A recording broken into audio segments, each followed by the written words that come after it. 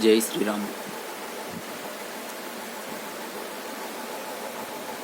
గజనీ మహమ్మద్ ఈ పేరు మనందరికీ బాగా తెలుసు.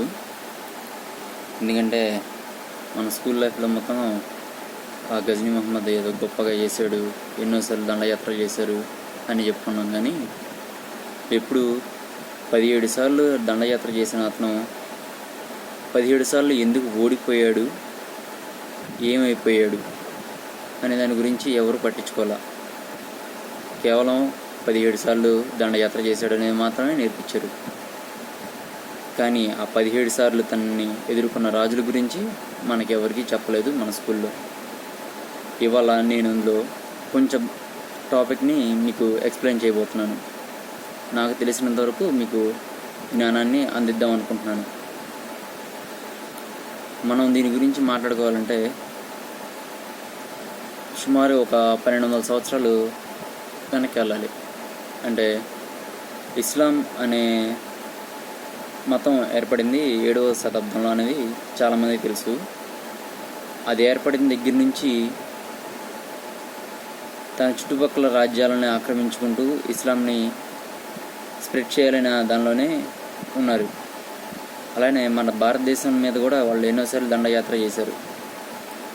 8వ శతాబ్దం 9వ శతాబ్దంలో అరబ్లు అంటే సుమారుగా ఒక 200 సంవత్సరాలు వాళ్ళు మన ఇండియా మీద దండయాత్రలు చేశారు. కానీ ప్రతిసారి విఫలం అయిపోయారు. దానికి కారణం హిందూ షాహీ డైనాసిటీ.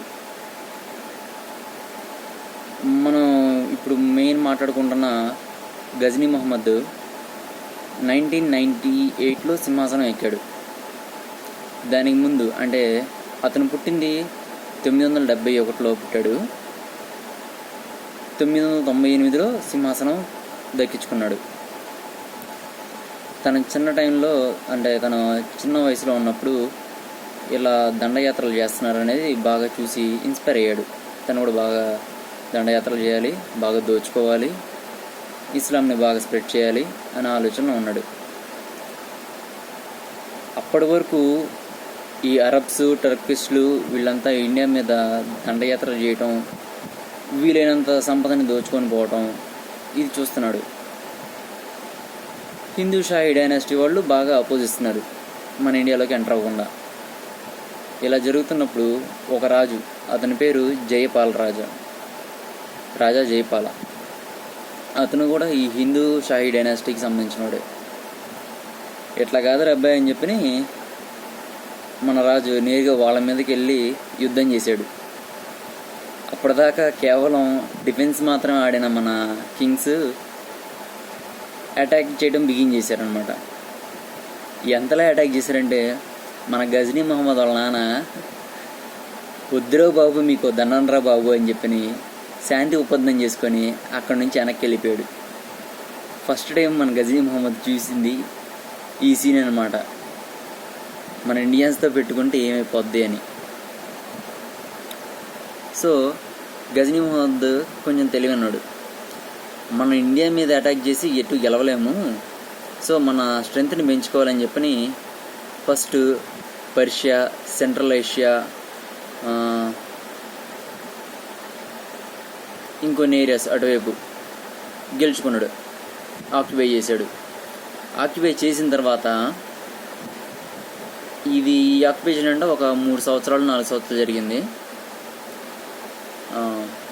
నెక్స్ట్ కొంచెం స్ట్రెంగ్త్ వచ్చింది అనుకుని ఇప్పుడు మన ఇండియా మీద అటాక్ చేద్దాం అనుకుని ఫస్ట్ అటాక్ 1001 అప్పుడు అటాక్ చేశాడు. అటాక్ చేసి చిన్న చిన్న రాజ్యాలని దోచుకున్నాడు. ఇక్కడ దాకా తనకి బాగానే జరిగింది. ఇలా చేస్తున్నప్పుడు తనకు తను ఒక పేరు కూడా, బిరుదు కూడా ఇచ్చుకున్నాడు. అదేంటంటే డిస్ట్రాయర్ ఆఫ్ ఐడల్స్. అంటే తను గుళ్ళని కూల్చేసి మన పూజించుకునే విగ్రహాలని ధ్వంసం చేసి అక్కడ ఉన్న సంపదని తీసుకొని తన రాజ్యానికి వెళ్ళేవాడు. అట్లా ఎన్నోసార్లు చేశానని చెప్పి తనకు తన పేరు ఇచ్చుకున్నాడు అనమాట. ఇట్లా అటాక్ చేస్తూ 1014 కాశ్మీర్ వైపు పోయాడు. కాశ్మీర్ వైపు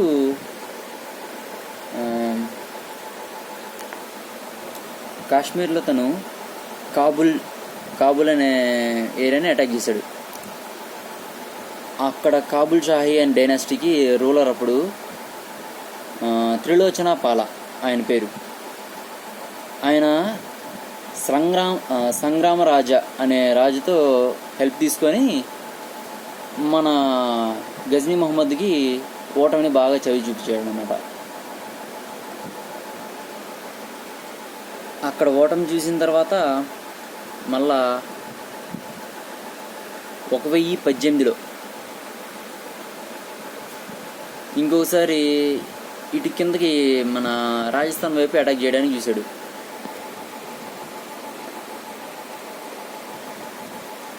అక్కడ వింధ్యాధార అనే రాజు, వింధ్యాధార చౌహాన్ ఆయన పేరు.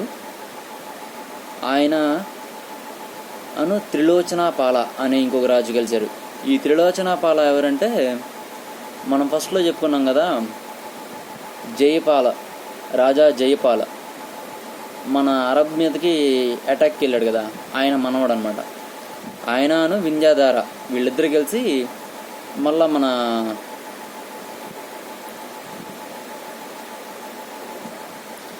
గజ్నీ మహమ్మద్కి ఓటమిని చవి చూపించారు. దీని తర్వాత మళ్ళా 1021లో కాశ్మీర్కి వెళ్ళాడు మళ్ళీ యుద్ధం చేద్దామని. మళ్ళా సేమ్ రిపీట్ అయింది. సంగ్రామరాజా ఇంకోసారి కూడా ఓడిచ్చేసాడు. ఇట్లా ఓడిపోతూ మనోడు ఖాళీ చేతులతో రాజ్యానికి తిరిగి వెళ్ళడం బిగిన్ అయింది. దీనికన్నా ముందు 1018లో వింధ్యాధారతో జరిగిన యుద్ధంలో వింధ్యారాధ చౌహాను గజ్నీ మహమ్మద్ని చంపేసేవాడు వాస్తవానికి. కానీ మన ఇండియన్ రూలర్స్కి గెలవటం అంటే అవతలని ఓడిటమే, చంపడం కాదు. ఆ రాజనీతి వల్ల వాడికి ప్రాణభిక్ష పెట్టేసి పోరా నాయన అని చెప్పి పంపించేశారనమాట గజ్నీ మహమ్మద్ని. అట్లా ప్రాణభిక్ష పెట్టి పంపించిన తర్వాత గజ్నీ మహమ్మద్కి కొంచెం ఈగో హట్ అయ్యి, ఇదేంద్రా నేను ప్రాణభిక్ష తీసుకొని రావటం అని చెప్పని ఈగో సాటిస్ఫై అవ్వక మళ్ళా యుద్ధాలు చేశాడనమాట. కానీ ప్రతిసారి మనోళ్ళు ఆయన్ని పోనాయనా అని చెప్పని ఓడించి పంపించేసేవాళ్ళు. ఈసారి ఇలా కాదని చెప్పని 1022లో చాలా పెద్ద ఆర్మీని రెడీ చేసుకొని మళ్ళా వింధ్యాధార మీదకి యుద్ధం చేద్దామని వచ్చాడు. దారిలో ఒక 15 కోటలని ఆక్రమించేసుకున్నాడు. లాస్ట్ 16 కోట గ్వాలియర్కి అప్పుడు రూల్ చేస్తున్న ఆయన కీర్తిరాజా. ఈ కీర్తిరాజాని కూడా మంచి టఫ్ సిచ్యువేషన్ ఫేస్ అయింది. ఒక 4 రోజులు 5 రోజులు యుద్ధం జరిగి ఇంకా గజ్నీ మహమ్మద్ చేతులు ఎత్తేసి, స్వామి నీతో నేను పడలేను, నన్ను వదిలేసి నేను ముందుకు పోతా అని చెప్పని మళ్ళా శాంతి ఒప్పందం చేసుకొని ముందుకు వచ్చాడు.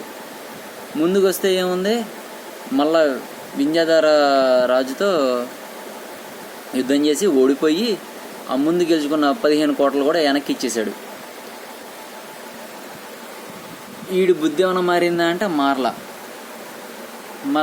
మెయిన్ ఇంపాక్ట్ 1025లో మనం ఇది బాగా గుర్తుపెట్టుకోవాలి. ఇది మర్చిపోలేని నష్టం చేకూర్చిన సంవత్సరం అన్నమాట. 1025లో సోమనాథ్ దేవాలయాన్ని ధ్వంసం చేశాడు. ధ్వంసం చేసి ఎంతోమంది బ్రాహ్మణులు, అమాయకులు ప్రాణాలు తీసి అక్కడున్న సంపదని దోచుకొని వాడి దేశానికి పారిపోయాడు అన్నమాట.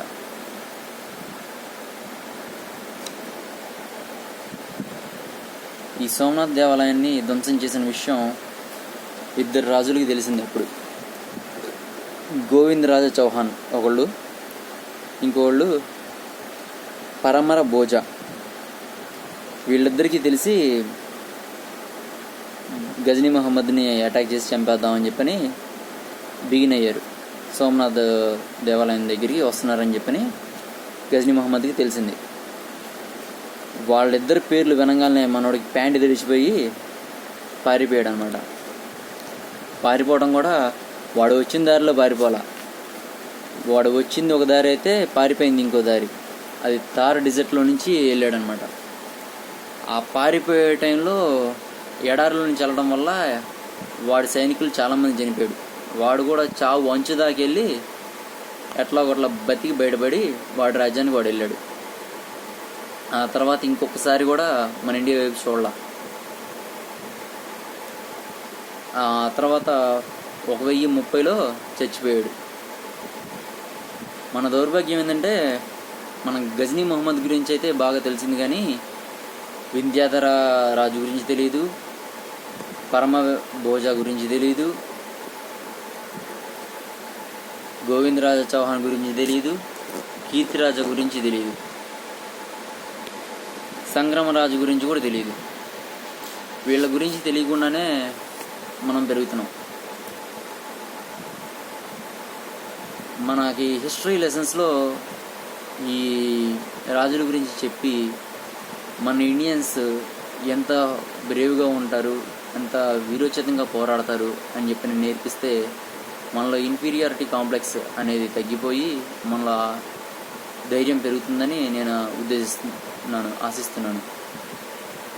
నా వీడియో కొంతమందికైనా చేరి తెలుసుకుంటారని, మనం గర్వంగా తలెత్తుకున్న రాజులు ఉన్నారు మనకి,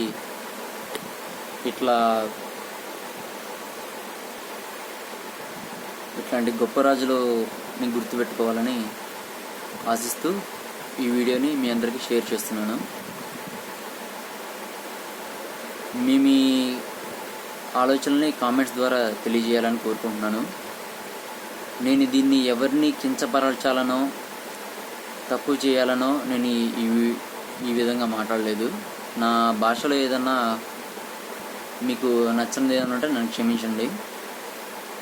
నేను కేవలం మర్చిపోయిన మన రాజుల్ని గుర్తు చేద్దామని చెప్పి ఒక చిన్న ప్రయత్నం చేస్తున్నాను. జై హింద్, జై భారత్, జై శ్రీరామ్.